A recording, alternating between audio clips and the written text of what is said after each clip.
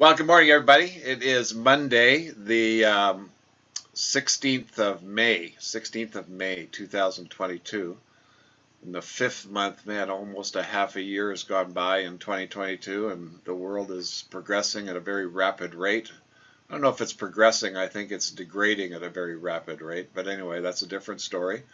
My name is Dave Rolfe, and this is the Smart Networker, and going to give you a heads up what we're going to do today. So today we're going to record a take a look video presentation, and this presentation came about as a result of a conversation I had when I was doing a mentoring call, and it's one of those things that I had totally taken for granted. Because of my experience and what I had learned in my life and how I did things, it was an automatic that I understood completely 100% and applied. But in all the videos and all the teachings, I talked about it, but in a roundabout way. I didn't get down to the nitty gritty of what it truly meant and how it could alter one's perception about what they're doing. So I got excited about it. I hope you'll be excited about it. I'll record this as usual. So let's share my screen and let's get going. Okay, there we go. All right. Take a look. Qualifying. Now, the Take a Look series are short videos with instructions on specific topics to learn, with instructions of doing homework at the end. It's in a practical exercise. And they're designed to help you understand exactly what needs to be done so that you can apply what you've learned and then go build your business. And as you gain an understanding of each topic, your skills and ability will improve dramatically. I hope you enjoyed the series. Now, today's topic is reducing rejection and no's. Now, today I'm here to talk to you about reducing rejection, about what you do and your business. And we're going to explore how to stop getting no's. No, I'm not interested. No, by finding qualified people versus non-qualified people. And when you're finished listening to this, you will have some homework to do. Then review that with usually you would review it with your sponsor or your mentor, and then you can, get out there and start building your business. Okay. So here's the question. Are you qualifying those you talk with and preventing negativity? Now, your perception is important. When this topic came to mind, I was thinking on how important being positive and enthusiastic is to becoming successful in our business and industry. Unfortunately, not everyone wants to play or wants you to be successful. There are a lot of barriers that need to be overcome, and one of these is to understand the difference of talking to somebody who's qualified versus someone who is not, and what happens as a result, either way. Now, in today's Take a Look presentation, I want you to understand how you can reduce negativity simply by how you classify the activities you do and how you evaluate the results of those activities. And you will see after today's presentation that the best way to win and stay on top of your game. Okay. What's rejection? Well, it's defined as an action of being rejected, which is defined as not given approval or acceptance. So how does this apply to your business and or your products? Well, you walk down the street and you come across a man walking his dog. You ask him if he'd be interested in giving you his dog, and he says, "Are you kidding? I wouldn't give you my dog." So were you rejected when you asked for that? Yes, you were.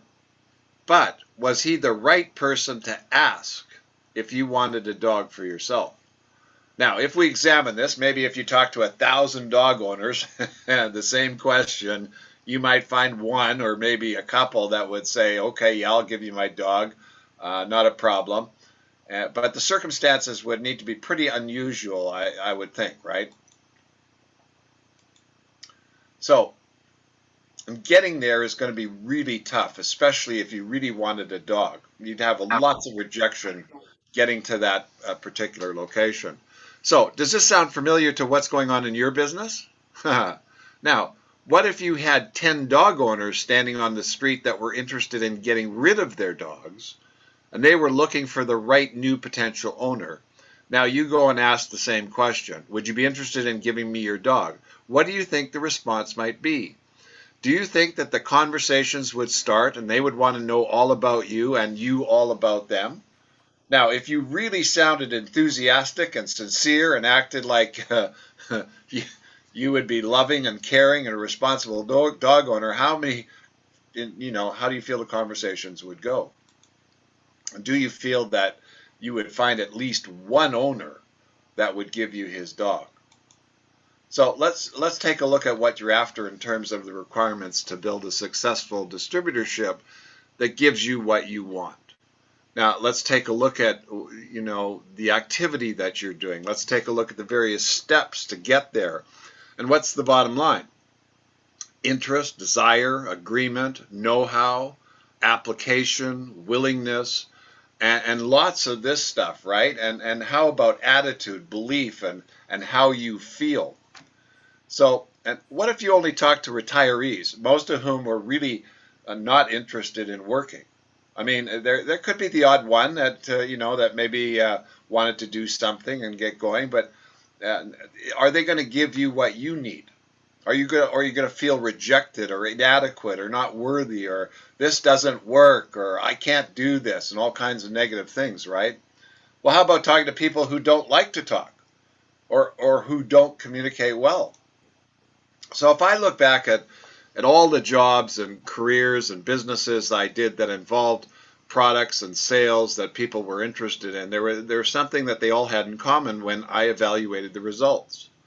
And those that got involved or bought something were interested in doing so, wanted what was offered, and understood that by getting involved that there was a potential or real benefit to be had.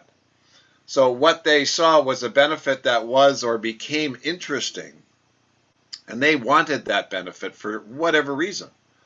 For some it was need, for some it was greed, for some it was emotional, and for some it was survival. But the common denominator, they were qualified, and by that they had a need or want for what I was representing. Now, here's what my job was then: to find them and then make sure that once I did find them, their understanding of what they needed to do to get the benefits being discussed, and if those were important, wow, it was real easy. Now, what is meant by qualified? Now, in the dictionary, if you look it up, the different definition says fitted for a given purpose, eligible, suitable, able. Now let's take a look at this in terms of other things in life. So you're 13 years old and you really want to drive a car, but are you qualified to do so? No, because of the laws. You want life insurance and you're in good health and you're in your 30s and you don't have a hazardous job.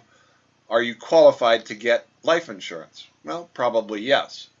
You want to buy a car that costs $250,000, but you don't have a job or any money. Are you qualified? Well, probably not. Okay, I think you get the point, right? So now let's look at how this applies to what you do. Now, as I had learned this in previous ventures, it was second nature to me. As a result, I didn't waste my time talking to the wrong people, but focus solely on qualified people. So let's take a look at this. What would be the main qualifications? Well, need and or want, right? I mean, if you're talking to somebody that doesn't need or doesn't want what you have, that's kind of a waste of time. Yet distributors do this all the time. I mean, I did. Now, if I look at all of those that came into the business, did something, made it work, and got what they wanted, where did it start? Well, it all started when the person that initially spoke with them presented an idea that, when done, created a result that was actually needed and or wanted. Now, what also was evident, or at least appeared to be, was not everybody needed or wanted what was being presented. Or was that what was presented was not done correctly or poorly, or with little, if any, plan or strategy, so the apparency of no activity occurred? So if I look at my history of this business and industry, there were some very unique characteristics that successful leaders had, certain skills, certain abilities that were very responsible for their success. Now, all leaders had an ability to communicate the opportunity well and explain it to others so that they could see and understand what it was all about. Now, why is that such an important ability? Well, it's because that's all we do. All we do is communicate with others, and the more you do, the bigger your business can get. So I have found that if you communicate to enough people about anything that you're trying to get them involved with, you will eventually find enough people who are qualified for what you're promoting or selling. In other words, they need or want what you have. So, on this thought, some don't know until you ask them, became a very important aspect for creating success. And what I mean is this: you can help someone become qualified by presenting the right information, the right understanding, and the right perspective to what you're speaking about. Now let's take a look at an example of this. You need to earn $5,000 per month. Now, what are your choices? Based on, it's going to be based on what you know and what you understand. And for most of the public out there, it's, go get a job. However, getting a job to earn $5,000 a month probably requires some kind of qualification, required knowledge, required skill, or maybe even special education, right? Therefore, if a job requested certain requirements to be hired and you didn't have those, then you're not going to go very far and probably shouldn't apply because you're not qualified per the request. Now, some assume that the person they speak with is not qualified based on their assumption of that person or what they think based on their views and considerations.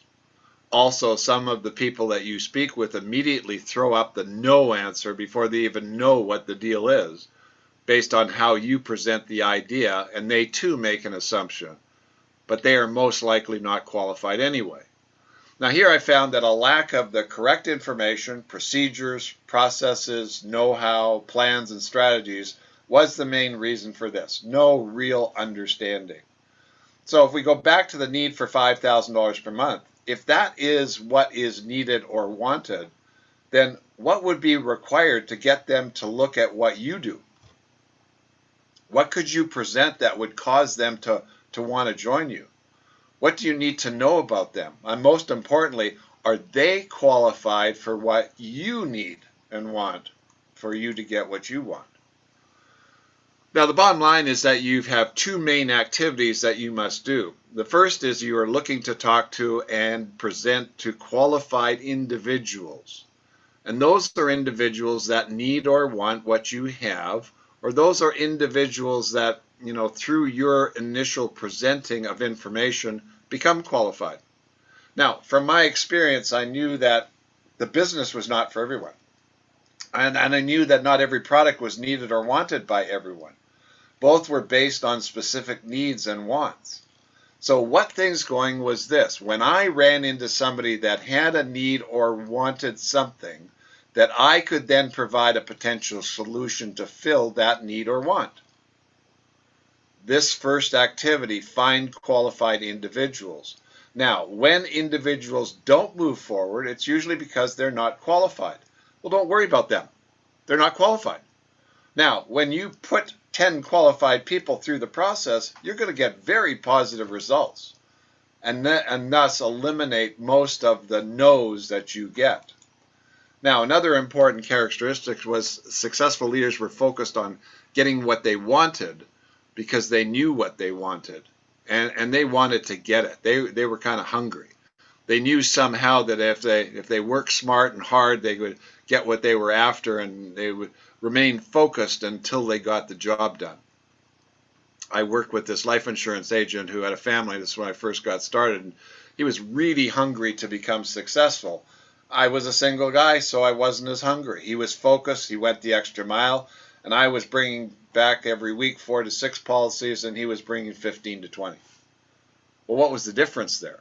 Well, he wanted more than I did. He was more focused than I was. He figured out a better method, and he worked harder. I mean, which one I'm not quite sure because I didn't really talk to him. But the point is he did what he did, and he was focused on doing that. As a result, he was continuously looking for ways to make it work for him. Now, what I learned from this was that when you talk to qualified individuals and they understand how this business works because you explained it or you showed them something and they see a solution to their problem, watch out. I mean, just step back, get out of their way. You don't have to do very much about this at all. And so what is the lesson here? Well, find qualified people and show them how to get what they want by being involved. Don't waste your time at first on the non-qualified individuals, as they take up your time and waste it, and you really don't help you at all. Spend as much as you can finding those that have a need or a want what you're looking for or speaking about. And once you have one, it becomes easier and easier. I'll show you more on that very soon. Now, when you're successful, then you can come back and help way more people. All right. It's all about qualifying and being qualified. Simple. So let's take a look at how this works and then reverse engineer to see what happened. So you have a Royal Diamond organization and you have 200 leaders from 3 legs in 6 generations below you. You're producing 500,000 CV per month and you are earning $30,000 per month, or about $360,000 a year. Well, very well done. Nice job. How did this happen? Well, let's take a look. You have 3 legs and each leg has about 65 leaders, and you're down about 6 levels. And probably down further, but for your all intents and purposes and the comp plan, 6 levels for you.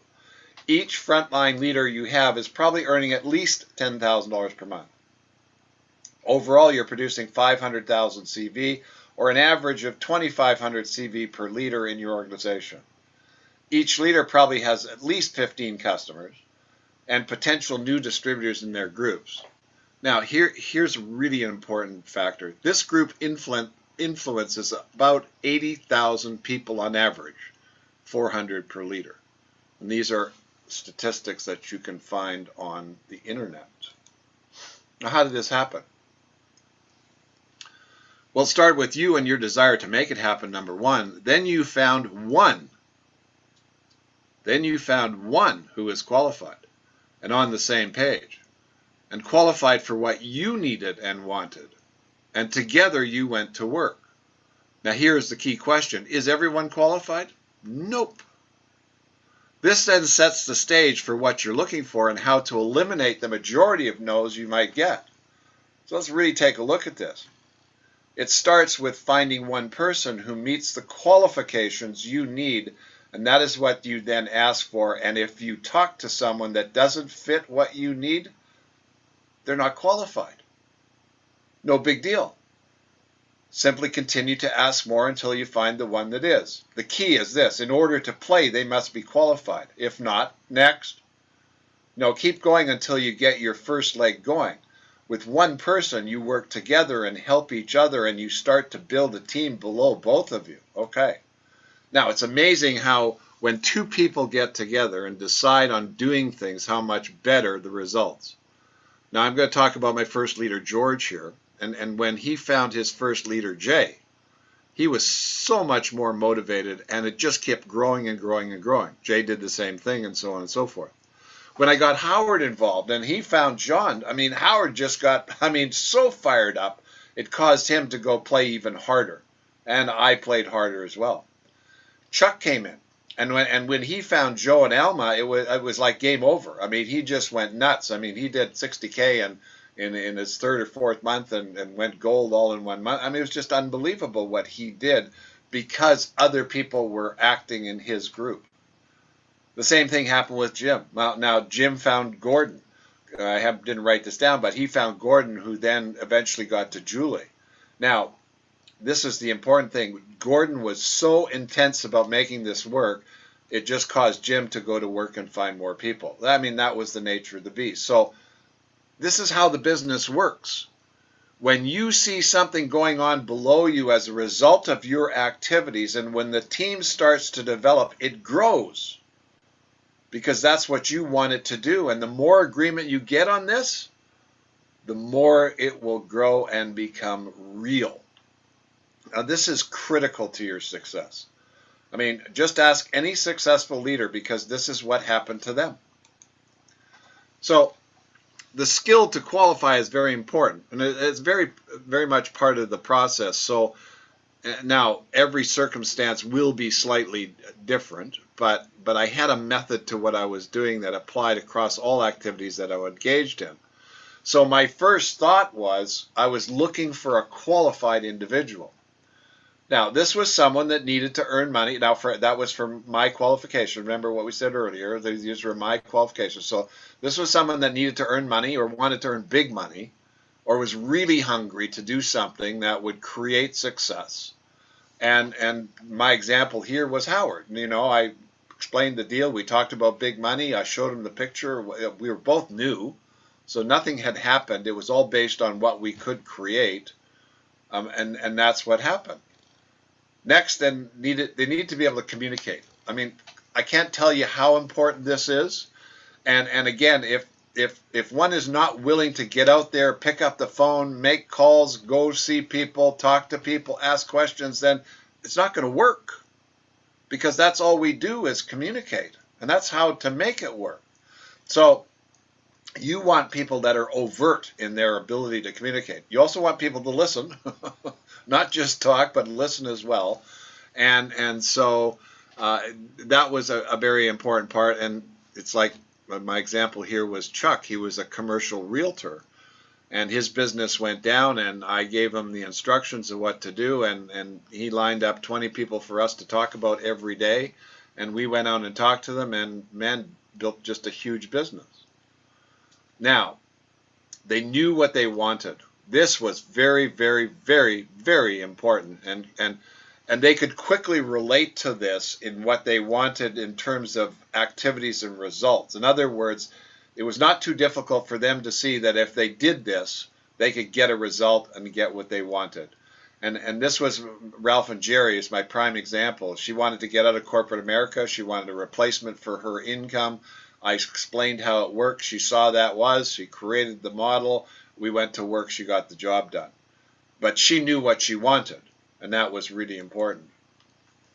They asked lots of questions, and it was easy to engage in a decent conversation about this so that planning and strategies could work.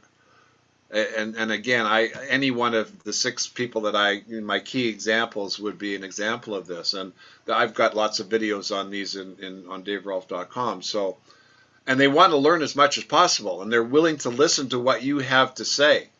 And again, with Jerry, she was a sponge. She'd call me all day long. She read books. She looked at strategies. You know, she wanted to know how to make this work because she really wanted to get what she wanted. So it's like the life insurance guy. He had a family, and he really wanted to get what he wanted, and he sold 15 to 20 policies a week. Went the extra mile.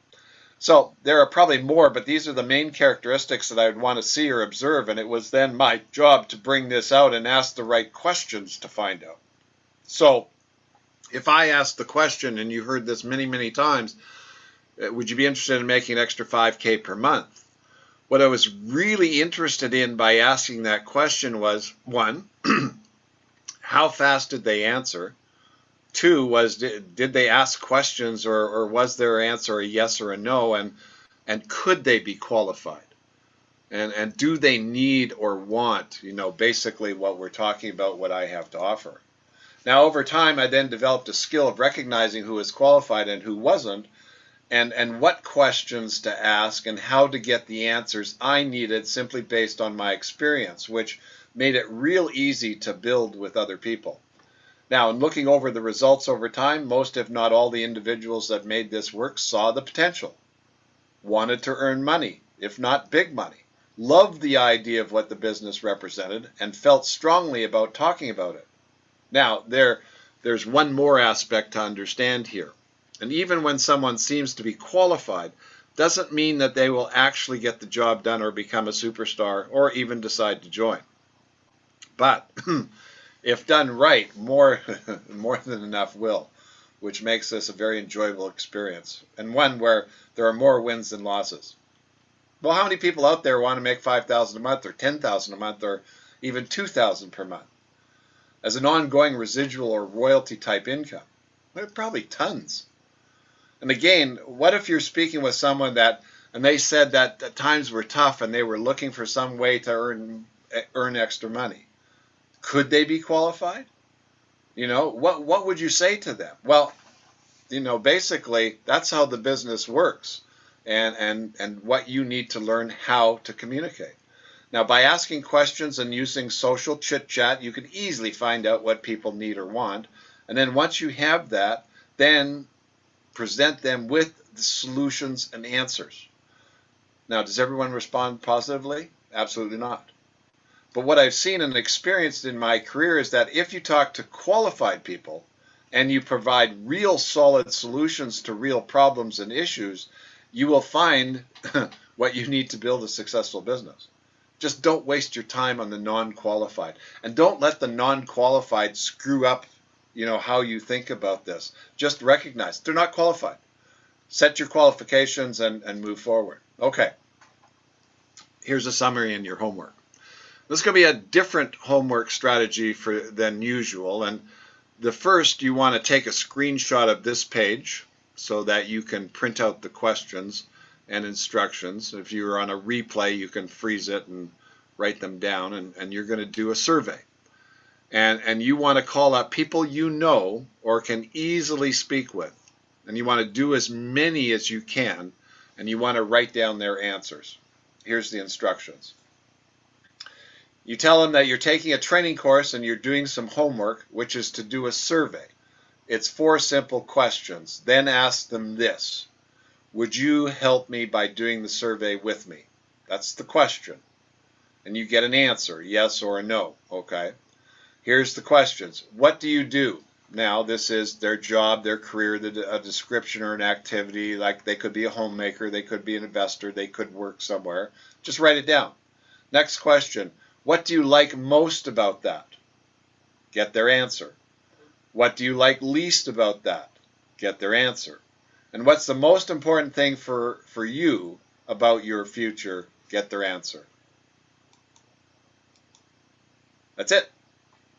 Thank them very much for that. And then, if they're friends and and you want social chit chat, go ahead. But, that was the exercise. Now, I want you to do this until you feel comfortable about doing this activity and you realize that all you need to do to get what you want is ask questions and listen. Now, if you want to take this a little bit further, then create more questions that you want to ask and get an answer to, and just repeat the drill. Remember that you're trying to qualify people, and you can actually tell them that. I mean, sometimes I'd call up people and I'd tell them my story and what I was looking for, and then I, ask them if they knew anybody that might have those kind of requirements. And then I asked questions and described what I did in a very positive way. And every once in a while, I'd get questions like, well, what's this all about? Maybe I might be interested. And they became curious. So the whole idea of what you do, what you ask and what you talk about, is to get into a decent conversation about what you do and the idea of that person getting involved. Now, if they're potentially qualified or meet your qualifications. And this is really very, very important. So have fun, play the game, play to win, treat it like a business, and go to work. So thank you very much for being on the presentation today. And hopefully this will provide you with some valuable information. Go do your homework, go practice, talk to your sponsor, and we'll see you on the next video. Bye for now.